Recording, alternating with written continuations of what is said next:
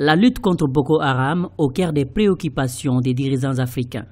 Ce mardi s'est ouvert à Niamey au Niger un sommet international consacré à la lutte contre ces groupes islamistes. Objectif: intensifier la mobilisation régionale contre les actions de terrorisme. Des représentants de 13 pays africains participent à cette rencontre. Les rencontres comme ça se sont multipliées depuis tout le temps. Mais aujourd'hui, la particularité, c'est que c'est les pays africains qui sont à la base de cette nouvelle initiative. Et donc cette prise de conscience est déjà quelque chose de salutaire parce que ça prouve que nous avons nous-mêmes pris tous les contours justement de cette affaire et que nous voulons y faire face. Maintenant, à savoir si nous pouvons, oui ou non, arriver à bout de Boko Haram, seuls nous ne pouvons pas. Mais les autres ne peuvent nous aider que si cette prise de conscience des pays africains est effective.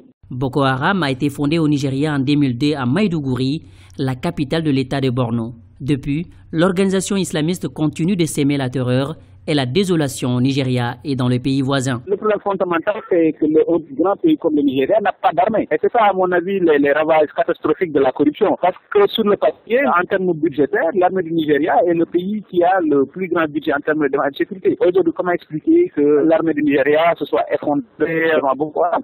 Et pour moi, ça, c'est l'une des grandes questions. Mais la réponse doit être régionale. Il y a quelques jours, le groupe islamiste Boko Haram a multiplié des exactions au Nigeria et au Cameroun voisin, une situation qui a nécessité le déploiement des soldats tchadiens dimanche dernier sur le sol camerounais.